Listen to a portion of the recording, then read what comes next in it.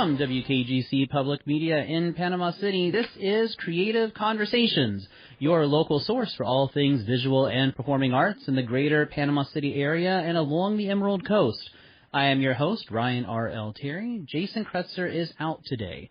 Normally you hear me on Mondays during my show Real Talk, the place where you can join the cinematic conversations frame by frame each week. However, you get me today, so I'm thoroughly going to enjoy our time together on this Wednesday afternoon. Today on Creative Conversations, we are taking a trip to Tampa, specifically to the historic Tampa Theater, one of the nation's foremost examples of an atmospheric movie palace. Join the conversation this hour, 850-772-6803. You can also send a message on the WKGC Facebook page or email us at wkgcnews@wkgc.org. When you walk into a 1920s movie palace, you're instantly transported to a different place, a different time, and I might add is the closest you can get to time traveling, particularly when you watch a silent picture accompanied by a cinema organ. Beyond silent and classic pictures, movie palaces also host new releases as well, often serving as a place where independent and high art pictures are screened, which a lot of times you can't get at your big multiplexes. And outside of movies, movie palaces usually play a role in hosting educational and academic programming as well. My guest today is Jill Witecki, the Vice President of Marketing and Community Relations for the Tampa Theater. Welcome to the show, Jill. Thank you so much, Ryan, for having me. That's great to have you on the show today. Jill and I go back several years because I was a recurring featured lecturer and Q&A host for special screenings at Tampa Theater during my time as a film professor at the University of Tampa. And even though I've relocated to the Emerald Coast to run WKGC, which I did back in the fall, I'll still make appearances at the historic movie palace, including hosting Psycho coming up in July. And as a quick aside, Tampa Theater is also featured in my book coming out this winter. Which we can't wait to read, by the way. Me too. I'll be glad to see it finally printed. It's been a labor of love, probably emphasis on labor, because it has been a lot of work. But it's the love will come later. It will. Getting to channel my love of cinema into a book seemed like a great way to continue a lot of what I've done in the classroom and through my blog and here at the station. So I appreciate your enthusiasm for the book, Jill. Of course. And having you back for Psycho is going to be a real treat. I think that was one of the first films that brought us together in the first place. I think it was. In fact, one might say we're going to have a killer time. Oh, one might, but then one would get a groan about that. Listeners, when Jason informed me that he would be out today, I thought, with it being summer and all, that some of you may be making trips to Central or West Central Florida this summer, and that you may want to consider taking a tour of or watching a movie at the beautiful Tampa Theater. For those that haven't ever been to Tampa Theater, Jill, describe for our listeners the history of your gorgeous theater, which turns 100 next year, I might add.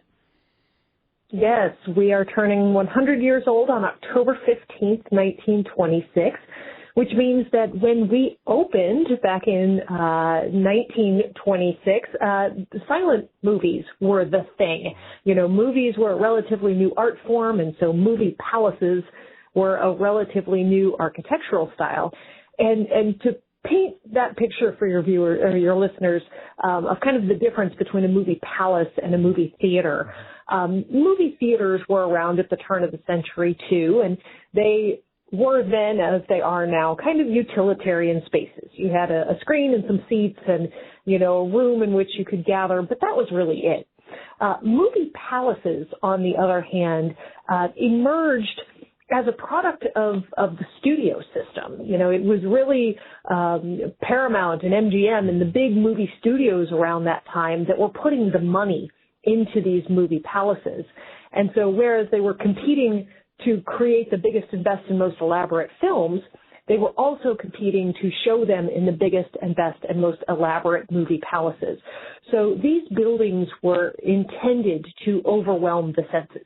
You know, when you walk in the front door, you are in the experience from the moment the moment you step up to that amazing lit up marquee outside. Mm-hmm. And so in Tampa Theater's case, we were a silent movie palace for the first several years of our existence. We were also a stop on the vaudeville circuit.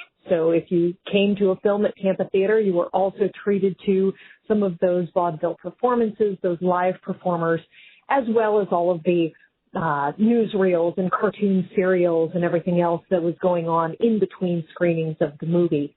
But important to note when you're talking about summer travel plans and coming to any part of Florida in the middle of summer, Tampa Theater was also the first commercially air-conditioned building in Tampa.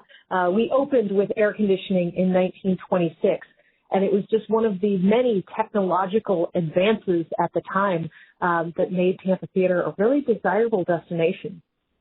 So there's so much to see, from the lobby to the mezzanine to the backstage areas of vaudeville. You mentioned I had a home there at Tampa Theater for a while.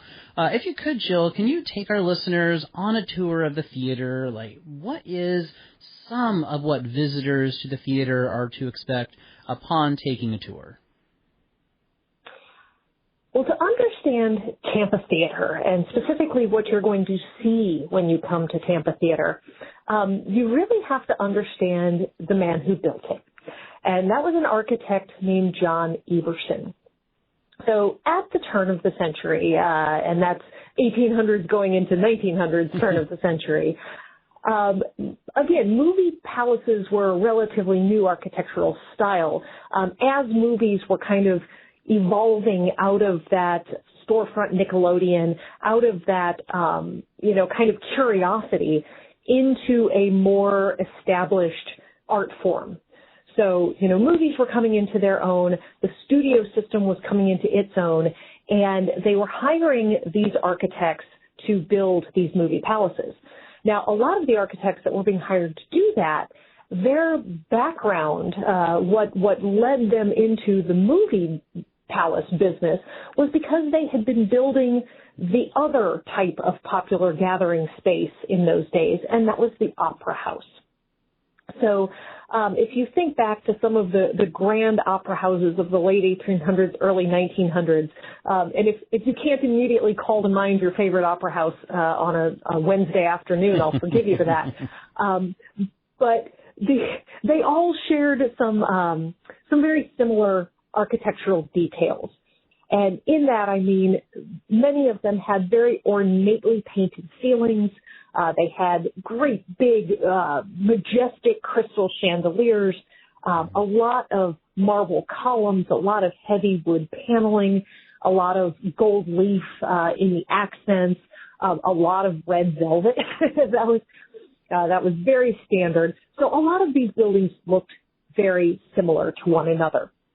And John Eberson, in his work, was no exception.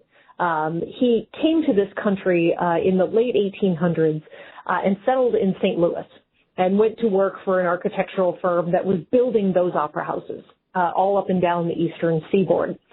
But John Eberson had an experience in 1904 that is actually kind of near and dear to my heart. He, like I said, settled in St. Louis, and he went to the St. Louis World's Fair.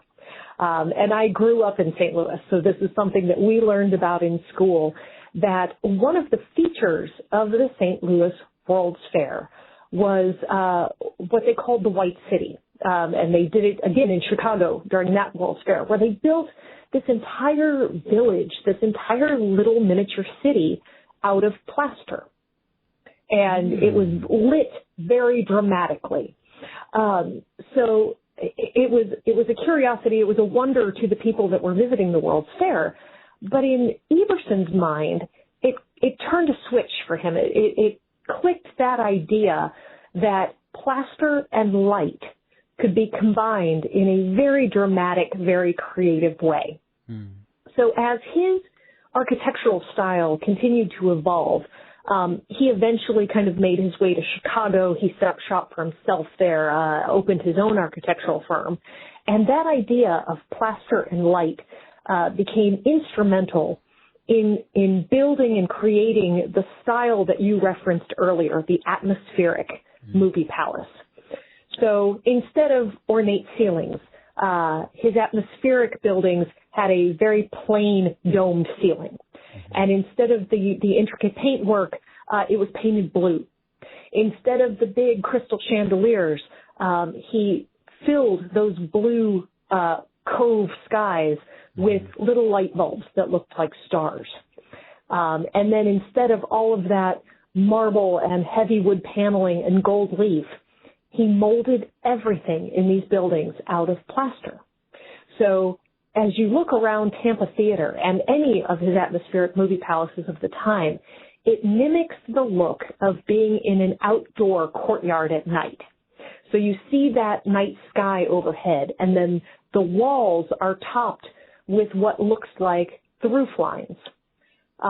Instead of getting big columns, you get what more look like architectural details on the outsides of buildings. Instead of getting any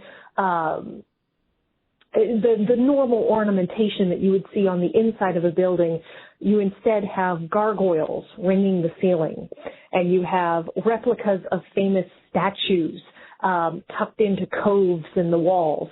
And then all of that is layered over with flowering vines and with trees and with exotic birds that are perched on the architecture, all to give that feeling that you're outside. So when you step into Tampa Theater, first of all, it feels like you're stepping outside, and you see that night sky overhead. In terms of the finishes of all of that plaster, John Eberson's intent was to make it seem like the building had always been there.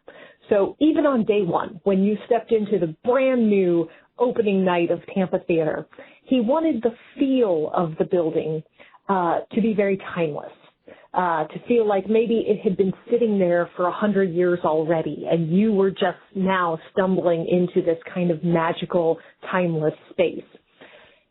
We're very lucky that John Eberson was very verbose in talking about his theaters, in writing about his theaters, in frankly bragging about his theaters in the media and in works of writing at the time. So we have all of this information in John Eberson's own words about his influences, about his inspiration, and why he built these atmospherics like he did. And so with Tampa Theater in particular, he talks about wintering in Florida.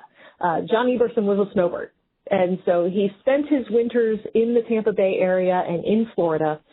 And what struck him about this state, and again, we're talking about the early 1920s, one was the variety of influences that impacted the architecture here. So he interpreted what he was seeing as Mediterranean influence, as Spanish influence, as Italian influence. And keep in mind that your old stomping grounds at the University of Tampa, the beautiful Plant Hotel, Tampa Bay Hotel, what is now Plant Hall, would have already been there. And so he would have been seeing those things across the river as he was surveying the sites in downtown Tampa. So he took all of those different influences, a lot of European and Mediterranean influences. And then the other thing that he saw in Florida was a unique connection that the people had with nature. He felt that life here in Florida was equally lived inside and outside. Now, I don't know if that he was processing at the time that the reason that people had their windows open all the time was because it was so dang hot here that you needed that cross breeze. But he interpreted that relationship with nature as something that he wanted to incorporate into his theaters. So the color palette in Tampa Theater and in all of his atmospherics is very, very intentionally not red velvet. Instead, it is very rich browns. The seats in Tampa Theater are kind of a chocolate brown color. You don't get bright reds and bright colors like that. And you also don't get a lot of pastels. It's also, it's very deep jewel tones and darker reds and golds and dark greens that, again, give you that, not only that feeling of being outdoors, but that kind of patina of age on everything in the building. So when preparing for the show today, I was asking myself, is it Spanish Revival, Italian Revival? I kind of ruled out Moorish Revival, which is the Tampa Bay Hotel, which you described earlier. But I was left like, which one is it? But in hearing you describe it now, it's Mediterranean Revival because it's Italian and it's Spanish and it's so many other influences that are all rolled up into one. Exactly. But then layered on top of that is a heavy dose of John Eberson's own imagination.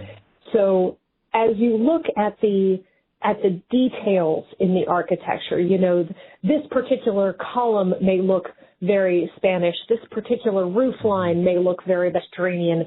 But a lot of the ironwork, a lot of the railings really harken back to a more, medieval castle look to it, as do a lot of the tapestries. The tapestries in the building, which are some are original, some are replicas of what was there originally, are all based in the Lady and the Unicorn series, which was very British, European, and we have to credit that actually to John Eberson's wife, Beatrice, who grew up in the UK and had a very particular eye for design and for style. So her job, according to the writings at the time, was as John Eberson was designing his movie palaces, Beatrice was traveling back to her homelands in Europe and finding these beautiful tapestries, these beautiful furniture pieces and lamps to populate his theaters. So there is it was really a little bit of everything. It is. It does have that whimsical quality when you walk in, as if it is the conjuring of the imagination of John Eberson. And I love that it has this storybook quality. And so you walk in and you feel like you are immersed in a story. You're there to watch a story on screen, but you feel that you're instantly transported to being in a work of fantasy. Because in a work of fantasy, you do have all of these various influences, which you described earlier, and dating all the way back to some Renaissance and medieval influences. And so I love how upon walking in, the theater is a character in and of itself. You hit the nail on the head. Eberson talked at the time that, okay, so think about the films that were coming out in the 1920s. Not all of them, but certainly a lot of the films coming out at the time were adventure pictures. And they were transporting their audiences to exotic locations all over the globe. Now, really, they were all being shot on a soundstage somewhere or a backlot. But they were made to appear as though you were traveling to these exotic locations that the common everyday person in the 1920s was never going to get to see in real life. So they had the ability to transport people to other places. And John Eberson talked a lot about, especially his atmospheric designs, as the extension of that he wanted that adventure to come down off the screen and to envelop the audience from the moment they walked through the door. So by the time they made it through this beautiful lobby, they made it through this ornate, incredible hallway, they passed all those birds and those trees and those statues, to sit down in their seat, they were already in that mindset that they were on an adventure. And so the image on the screen just became the next step of that adventure. In other words, when John Eberson was designing buildings, he was really designing sets. These were set pieces to him. And so it really is a miracle that even though these set pieces that were built out of plaster, which is not the most reliable building material over time, 100 years later, it's still here. Yeah. You're listening to Creative Conversations on 90.7 WKGC. Today we are talking about the historic Tampa Theater with Vice President of Marketing and Community Relations, Joe Witecki, and why you may want to add it to your next weekend in Tampa. Join the conversation this hour, 850-772-6803. You can also send us a message on the WKGC Facebook page. Don't go anywhere. We'll be right back after a short break. We've seen considerable pressure by the United States on China to allow an immediate resumption of rare earth exports. The U.S. has stopped selling jet engines to the commercial aircraft that China is starting to build. The United States has also halted the delivery of some computer chip design equipment to China. I'm Natalie Kitroev. That's Today on the Daily from the New York Times. Weekdays at 5:30 p.m. on WKGC 90.7 FM. Julia Perry was a remarkable 20th century American composer, but after her passing in 1979, her music was tied up in her estate with no one able to grant permission for its use. Until now, the exciting new arrangement to share Julia Perry's music with the world on the next Performance Today from 8 p.m. Weekdays at 6 p.m. on WKGC. Welcome back to Creative Conversations. You are with Ryan R.L. Terry. Jason Kretzer is out sick this week. Today we are talking about the historic Movie Palace Tampa Theater and why you may want to add it to your next weekend trip in Tampa. My guest today is Joe Witecki, Vice President of Marketing and Community Relations for the Tampa Theater. Jill, after someone takes a tour of the historic Movie Palace, they may be interested in seeing a movie at Tampa Theater during their visit. You often describe Tampa Theater as a time machine. I'm quoting you on that because I've heard you say it many, many times. Specifically, though, when it comes to the silent picture offerings throughout the year. Could you describe for our listeners how Tampa Theater is one of few movie palaces left where they can not only watch silent movies, which, as we all know, weren't truly silent, but have an accompaniment by the mighty Wurlitzer cinema organ? Absolutely. So you nailed it again. Silent movies, that's a term that we have ascribed to it in the present day. But these movies were never silent. You never walked into a theater and sat in uncomfortable silence watching things happen on the That'd be kind of awkward. It wouldn't be much fun. Very. Every candy wrapper, every sneeze, you would hear it all. Here at Tampa Theater, when we opened in 1926, we opened with a 17-piece orchestra that sat in an orchestra pit in front of the screen and would accompany those films.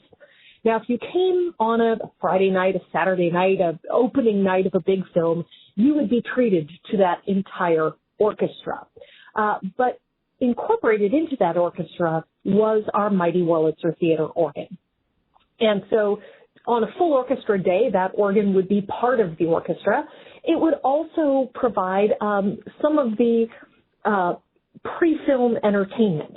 So there had been periods in the theater's history where we had some quite famous organists that were employed by the theater that would provide, 15 or 20 minutes of music before the movie started or in between those vaudeville performances. Then if you came to Tampa Theater on, say, a Monday afternoon or a Wednesday afternoon like it is now, you might not get the whole orchestra because we didn't have a full house at that point. So on our Wurlitzer organ and on many of the Wurlitzers built around this time period, there's a brass plaque that labels it the unit orchestra. And what it meant by that is that you could have a singular musician who could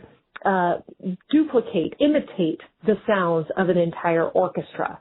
So if you came on a slow day during a slow film time, you might only have a singular musician who was accompanying the entire film on that Wurlitzer organ. And that's one thing that made theater organs so vital during the time period is that they were one of the few instruments that could literally fill a room with sound. You could have one console down in the pit, you could have all your pipes behind the architecture, and you could fill a room with that sound. And Tampa Theater at 1,238 seats is a relatively small movie palace compared to some of the cavernous movie palaces that were built in Chicago and in New York and some of the bigger cities. And even in a hall as big as, for example, Radio City Music Hall, you could fill the room with sound from a pipe organ. So these pipe organs were common installations in movie theaters in the early teens and 20s. But very quickly, in fact, 1927 saw the first talkie. And here at Tampa Theater by 1929, we had gone fully into sound pictures. And a lot of these theater organs were pretty quickly torn out. They were using up space in theaters that didn't have the space to spare. And so in the late 20s into the 1930s, a lot of these organs were torn out. In some cases, they went to people's homes. In some cases, they went to churches. But by and large, they went into landfills. And so even over the decades, as these theaters were reestablished, were brought back to life, they didn't always have that original equipment to work with. Here at Tampa Theater, we were incredibly lucky that it wasn't until the 1950s that the owners of the theater decided, maybe these talkies are here to stay. Maybe we don't really need this pipe organ anymore.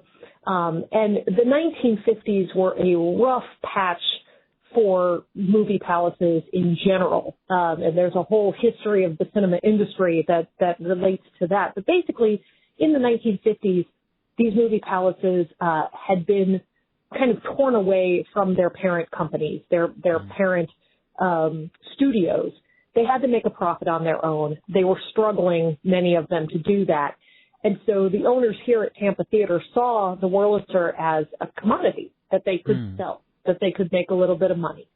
So in the 1950s, our Wurlitzer was sold to Bay Shore Baptist Church, which is just right up the road, a couple of miles from us. And it lived there for 30 years. Wow. And continued to perform at the church and work as the church's organ for 30 years.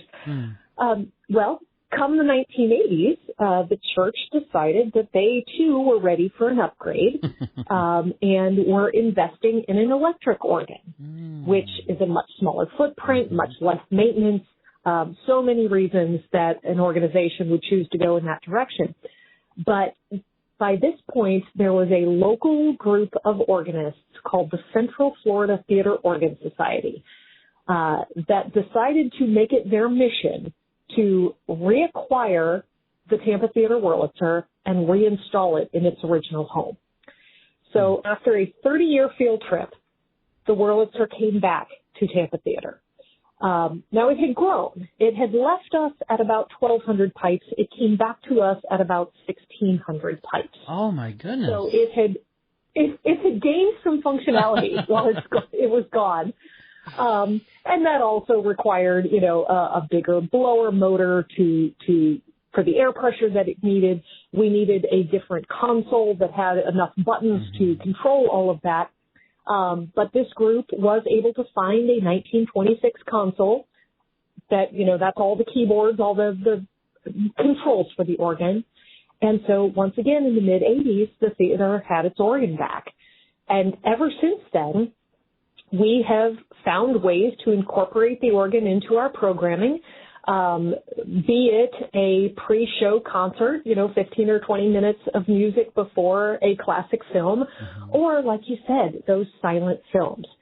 So of the theaters of this generation that are lucky enough to have survived to present day, there are only about 40 of these pipe organs, 40, that still exist in their original homes. And Tampa Theater is lucky to be one of them. We are also lucky to have a partnership with a wonderfully talented man named Dr. Stephen Ball, who is one of the few people left in the country who still has the skill set to score and play a silent film. Because, of course, back in the 1920s, if you had a silent movie in your movie palace, the score came with it.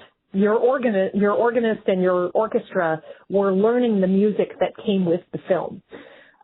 These days, the films may still exist in some cases, but the scores have by and large been lost. And so in order to play a silent film, first you have to have the music to do it. And that's something that Dr. Ball has brought to us, is his ability to write these scores and then perform them live in front of an audience. And so 3 to 4 times a year, we do still present silent films. And yes, you quoted my line that I've used so often, that if you've never seen a 1926 film in a 1926 movie palace, where every single note and sound effect is being performed on a 1926 organ, it truly is the closest thing to time travel that any of us are ever going to experience. During its time away from Tampa Theater, to quote the Blues Brothers, I suppose one could say that it was on a mission from God. And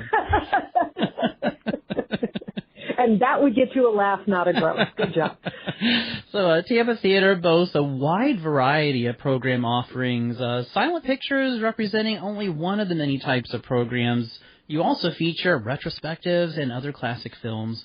Tell us a little more about the assortment of classic films and Q&As and talkbacks offered throughout the year, and perhaps some that are coming up this summer. Well, education is a huge part of our mission here at Tampa Theater, and part of that education is creating those conversations around the movies. You know, we always say that we want to do more than a movie.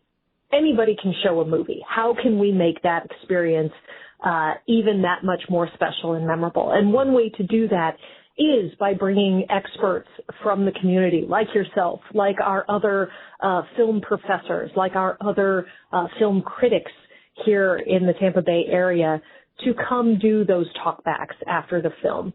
So during the summer, our kind of tentpole series during the summer is called the Summer Classics. And this is our 34th year of doing the Summer Classics series at Tampa Theater. And over those decades, we have trained our audiences to know that at 3 o'clock Sunday afternoons, there is going to be a classic movie happening here at Tampa Theater. And our Summer Classics is really our broadest ranging, I guess, classic series here. And basically the only requirement to be a summer classic is it has to be a film that was a blockbuster in its time over the past 100 years. So our oldest films in the series date back to the 19-teens. Those are those silent films that we present at the end of the summer. But then it's going to be things like The Wizard of Oz, Casablanca, E.T., some of the other films in the series this year are things like Raiders of the Lost Ark, Top Gun, Psycho, of course, that you're going to be here for, Roman Holiday, The Good, the Bad, and the Ugly.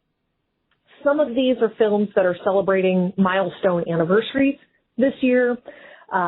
Some of them may be films that were critical successes, won Oscars when they came out. Many of them have been recognized in the National Film Registry, but all of them were the hits of their time and are still reliable hits for us today. That we know that if we put Casablanca on the screen, we're going to have 1,000 people that come to the building to see it. So Summer Classics is kind of our wrapping up the fiscal year. How can we get a sellout crowd in this auditorium every single Sunday afternoon? But not all of our classic series have that same mission. There are so many films out there that are beautiful films, worthy of being seen, worthy of being part of that conversation, that may not draw 1,000 people. They may not even draw 100 people. And so that's where some of our other classics series throughout the year really come into play. And one of the newest classic series just started this past January, actually. We call it Big Picture. And Big Picture is our opportunity to take that conversation about film to the next level. And so each month, Big Picture has a theme. And all of the films in the series for that month have the same theme. So, for example, this month's theme is claiming history. And we're looking at films that not only retell a part of history or retell the story of a figure in history, but in their own way have shaped our memories of that figure. So it has blurred the lines between what we actually know about the real historic figure and what we think we know based on these popular films.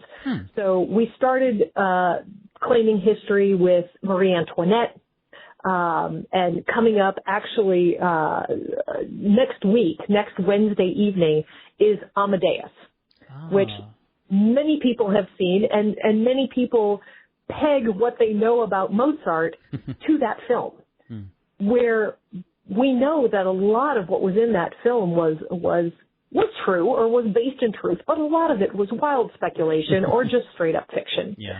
And then we end the month with The Passion of Joan of Arc. Again, a beautiful silent film that maybe isn't as well known as some of the others. But within a decade of it being made was already being heralded as a classic, even back 70, 80 years ago.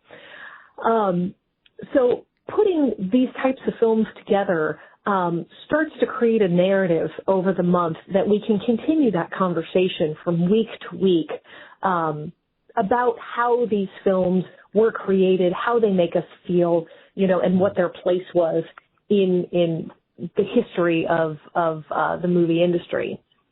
So we've had a lot of fun with that series, and that happens on Wednesday evenings. So if a Sunday afternoon doesn't fit into the travel plans, but you're spending a few more nights with us here in Tampa, those Wednesday night big picture screenings are a little bit smaller of a crowd, and sometimes a little bit more academic of an experience.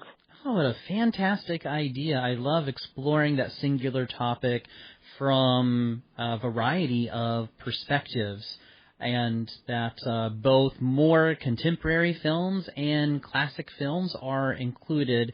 But not only are classic films the films that you can watch at Tampa Theater, there's many other films. I enjoy many of the classics, particularly classic horror films. But Tampa Theater also offers first-run, often indie films, and even stand-up comedy acts. We've got a couple of minutes here before our next break. So if you could, with that time, Jill, could you describe how you decide which first-run films you choose to bring in, and then some of what may turn you on to a particular comedy act? Sure. Most of what we do actually is first-run films. Right now, we're showing The Phoenician Scheme, Wes Anderson's new film, in our larger historic auditorium, and then a film called Jane Austen Wrecked My Life. It's a fun little rom-com in our smaller screening room, and You mentioned earlier that some of those are those independent films, those art house films, a lot of foreign language films. We really try to find those films that maybe you can't see anywhere else. Maybe you can't get these at your local AMC. Although I will say the AMCs are starting to kind of delve more into that art house fare. But as an independent cinema, we do have that opportunity to look for those films that aren't the newest superhero film, that aren't the newest sequel. It's not the Fast and the Furious 47, although that was a fine film. But we really can find those films that make you think a little bit more and maybe make you feel a little bit smarter the next day at work when you're talking about having seen it the night before.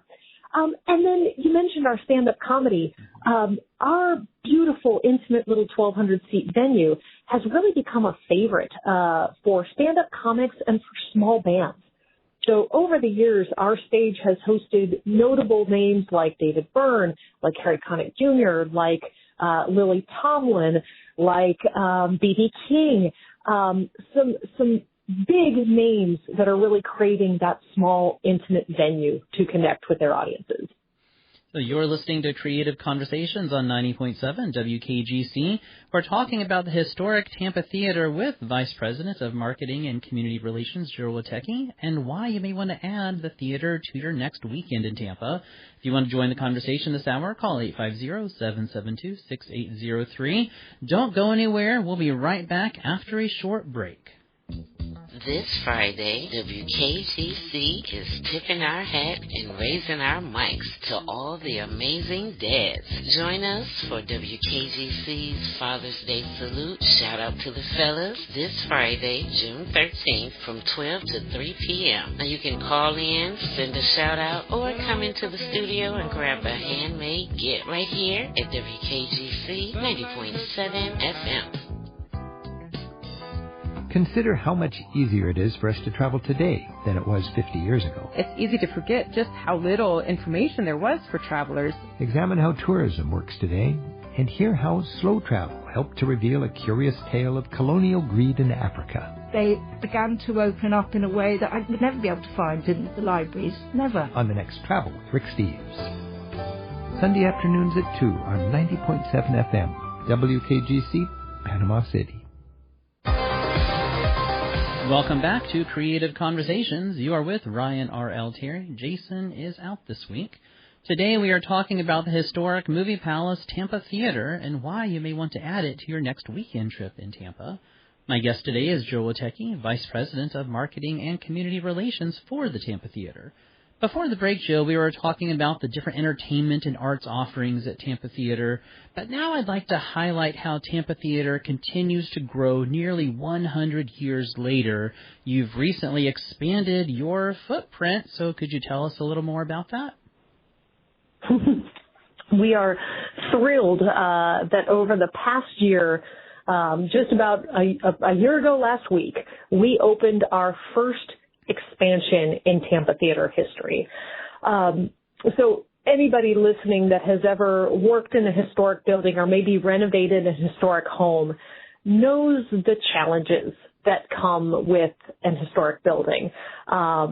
Certainly the structure itself, but everything behind the walls, all of that plumbing and electrical work and HVAC that all likes to be a little bit tricky sometimes. So our biggest challenge over the years with Tampa Theater has been creating a modern theatrical experience inside an old shell and making sure that when you walk in, it still looks like 1926, but the theater experience that you get is current and modern and comfortable for present-day audiences. One of the biggest challenges in that room is the plaster. So the thing that makes us so beautiful and so unique is an acoustic nightmare. You know, when Tampa Theater was designed, we were designed for unamplified sound. You had a live orchestra sitting down there, and live music in that room just rolls through that night sky ceiling, and it's gorgeous. But when you're talking about amplified sound, when you're talking about speakers that are creating big, loud, rumbling movie sound, all of that plaster creates a million little microsurfaces for that sound to bounce off of. So we are in constant battle with the acoustics in that room of trying to focus the sound off the walls and into the seats. And we, just when we have it pretty well calibrated, a movie like Oppenheimer comes along that the explosions are ear-splitting, the dialogue is all very low. And trying to balance that in a room that already has some acoustic challenges resulted in a lot of upset patrons that they couldn't quite hear the dialogue. And then when the director comes out publicly and says, well, yeah, I know the sound in that movie is difficult. I left it like that on purpose. You know what? Don't do us any favors. No. Because when a patron can't understand the dialogue, they're not blaming the director, they're blaming the theater. So we had the opportunity a year ago to open a brand new screening room. And it's adjacent to our historic auditorium.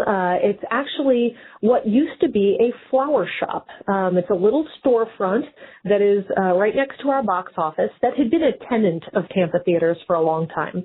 And recently we let them know that we were planning on doing something new with the space, and they found a new space up the road a little bit. And we were able to turn it into this little 43-seat screening room. Our main objective in designing this room was to pay close attention to the sight and sound. We wanted perfect sight lines. We wanted perfect acoustics. And because we were building from scratch, we could make that happen. So when you walk into the Taylor screening room, it is obviously a very different scale, going from 1,200 seats to 43 seats. The aesthetic of the room feels very timeless. The direction that we gave to our architects was come up with what it would look like if John Eberson, our architect, built his own private screening room. What would that look like? And so it's very classic in its styling. It pulls a lot of influence from the original historic auditorium. It's the same seats, it's the same carpet, but with some modern day touches. But the acoustics in that room are perfect. And so very quickly, that room has become a favorite room for first-run film. Not that we won't show a first-run film in our historic auditorium. In fact, the Phoenician scheme is in the bigger auditorium. But that small little 43-seat room has become just this little darling of a room in cinema circles here in Tampa of people wanting that cozy, intimate experience with that perfect film projection and sound. So we opened the Taylor screening room June 1st of last year. And what it has allowed us to do in having that home for first-run film now has really opened up the historic auditorium to expand our other programming even further. So now we're able to do more of those retrospectives. We're able to do series like Big Picture on Wednesday nights. We're able to do more of those live shows. And frankly, a lot more rentals. This building is so beloved in Tampa that when people are thinking about where they want to hold their event, where they want to hold their graduation or their award ceremony or their wedding, Tampa Theater is high on that list. And having that smaller room to keep those first-run films on schedule is allowing us to do a lot more in that bigger room. So other patrons may not be the only ones that you encounter at Tampa Theater, something about which I imagine many listeners may be curious when it comes to a historic building, particularly historic movie theaters and live theaters, is ghosts. So while for the most in-depth exploration of the paranormal at the theater, listeners may want to take advantage of a ghost tour. But in the few minutes we have here before our next break, could you tell us a story or two about some of the ghosts at Tampa Theater? Well, Tampa Theater is regarded as one of the most haunted buildings in Tampa. And our ghost tours actually talk about 6 different entities that we know to inhabit the building. Probably the most famous of which is Fink Finley. Fink was a nickname. His real name is Foster. And Foster Finley was our projectionist in life from 1930 to 1965. And after he passed, his successor in the projection booth, and honestly every projectionist we've had since, has told us that Fink is still up there, that he is still running the booth to his liking, and that the rest of them are merely guests in Fink's space. And one of my favorite Fink stories was actually one that I witnessed personally. We have lots of stories over the years, but the one that I was there for, we had a film crew in the building. They were doing a documentary on Tampa Theater's ghosts.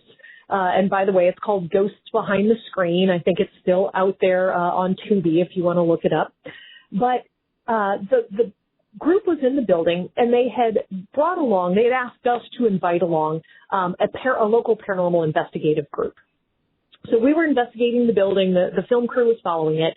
and we had gone up to the projection booth to try to talk to Fink. We were using a piece of equipment called a REM pod that is basically a proximity sensor. It's got an antenna, it's got some lights, and you're waiting for those lights to light up and for the machine to beep, just like the backup sensor in your car. Well, as we're up in the booth, the REM pod started reacting. The beeping was happening, the lights were lighting up, nobody was standing near it, and we're asking it questions, and it seemed to be responding. And one of the investigators got very excited because she had brought the piece of equipment, and she kind of bursts out with, "Okay, Fink, if that's you, can you make the lights light up?" Mm-hmm. And she meant the lights on the REM pod. Mm-hmm.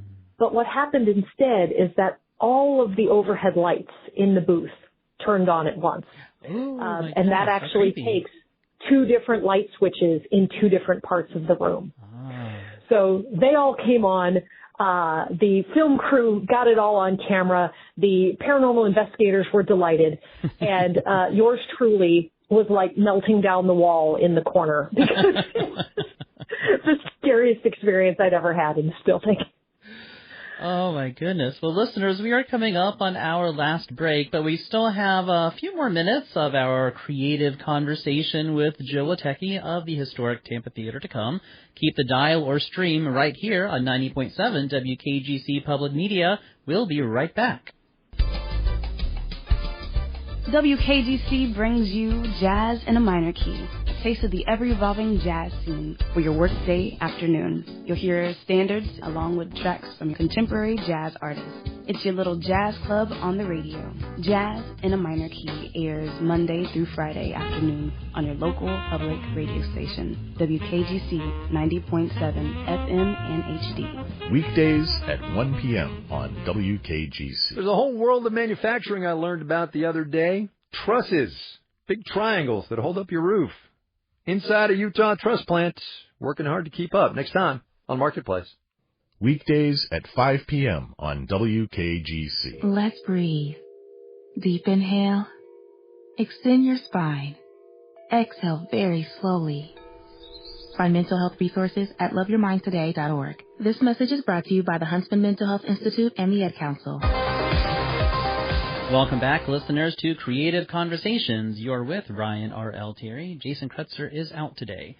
My guest today has been Joe Witecki, Vice President of Marketing and Community Relations for the historic movie palace, the Tampa Theater. We're nearing the top of the hour, Jill, but I'd like to know if you can talk about the importance of community. And if people are here in the studio, they see the air quotes around community. How that sense of community can be lost when folks are more interested in watching movies on streaming services at home versus experiencing them at the cinema? Well, you know, the ability to watch movies in our own homes, on our own devices, is relatively new in the context of the history of cinema. And if you look back at the roots of the movies, the golden age of movies, movies were never intended to be a solitary experience. We were never meant to, you know, sit and watch a movie on our phone with our earbuds in, you know, to the exclusion of everything happening around us. And we're starting to see, thank goodness, we're starting to see directors in Hollywood and in other independent venues really talk about that and really talk about the importance of experiencing movies together as a community experience. And great example, you know, we, at the beginning of the summer over Memorial Day weekend, we had the opportunity to show Jaws, which came out in 1975, so it's got a big anniversary this year as well. And we talked about that in the room. That, you know, I asked for hands. How many of you have ever seen Jaws before? And most of the hands in the room went up. And I asked, how many have ever seen Jaws in a theater on the big screen? And very few hands in the room went up. So here's a movie that everybody's familiar with. Everybody kind of knows what's going to happen, but they've never had that communal experience. And I said, okay, there is a scene in this movie that is the quintessential example of why you go see movies in a room like this with 1,000 of your friends and family. Because when that moment happens, everybody in the room is going to scream, and then everybody in the room is going to laugh at the fact that everybody in the room screamed. And, I certainly don't want to ruin the 50-year-old movie for anybody that might be listening today, but when that head popped up underwater in that hole in the boat, the entire room screamed, the entire room laughed, and then they kept laughing because they all realized that that was the moment that I was talking about. You don't get that when you're watching a movie by yourself. And it doesn't have to be a horror movie. It doesn't have to be that jump scare. It can be that the riding off into the sunset. It can be that tear-jerking moment that everybody starts crying. And I'm delighted to see that there are all of these films that are really enjoying kind of a resurgence now. We just had a 20th anniversary run of Pride and Prejudice. And again, for the listeners that know that movie, the hand flex, that scene got that reaction from hundreds of people. Coming up in a couple of weeks, there's a 20th anniversary re-release of Brokeback Mountain. And experiencing that movie and the heart-wrenching themes in that movie as a community, in communion with all of these other people in the room, that's how those movies were meant to be seen. It's very different from all the social media videos, the TikTok videos of today that, sure, they're throwaway. You can watch that by yourself. But to appreciate the art form that is cinema, you have to experience it as a community. And for us here at Tampa Theater, when we talk about being a community-supported organization, that's everything. We are a nonprofit organization. Yes, we make some money from tickets. Yes, we make some money from popcorn. But if it wasn't for our members and our donors and our corporate sponsors and truly the love and support of our community, one, the building never would have been rescued in 1976 when it was, and two, we wouldn't be able to open our doors 1,000 times a year like we do now because you simply cannot make enough money off ticket sales and popcorn to support a grand historic building like this is. No, a lot of what you just described, I feel, is echoed in one of the most beautiful international pictures that's ever been made, Cinema Paradiso from 1989-90, and so much of the film is about the community of cinema and how people come together. So listeners, if you've never seen Cinema Paradiso, it is an Italian picture. It's an award-winning film. It's absolutely beautiful. Watch the theatrical cut. Director's cut gets a little meandering, and so this is one case where I definitely agree with the theatrical cut of the film. But you may want to check it out because it's an image of what the cinema is in a community. But Jill, I'm afraid we are coming up to the end of the show today. Thank you so much for joining us on Creative Conversations. Thank you so much for having me. This has been fun. So where can listeners find out more information on upcoming programs they may want to enjoy on their next weekend trip in Tampa? Well, you can find our whole schedule of films, concerts, and events at tampatheater.org, and that's theater with an R-E.org. And I would also encourage listeners to check out Visit Tampa Bay's website, which will give all of our information plus all of the other amazing arts and cultural events and fun things to do in the Tampa Bay area. And I will be seeing you here very soon, if not before then, on July 13th. 1 month from today. 1 month from Friday, on July 13th for Psycho. Listeners, if you missed any of today's episode or to listen to past shows from WKGC, we are now on a podcatcher near you. So look for WKGC on your podcast service of choice. And with that, Angela, let us know that we are all out of time for today. Stay tuned for Jazz on a Minor Key with Walter Hale coming up next, followed by All Things Considered starting at 3 o'clock. And thanks to all of you for listening. I hope you'll tune in again next week, same time, same place, for more Creative Conversations.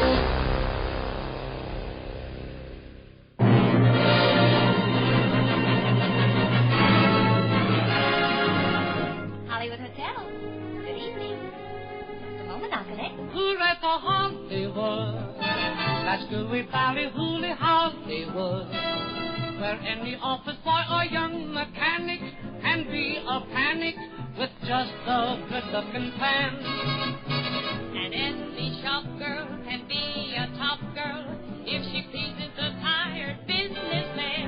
for Hollywood. You may be homely in your neighborhood.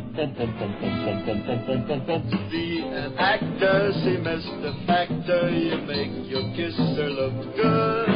Go out and try your luck, you may be gone or dead. Hooray for Hollywood.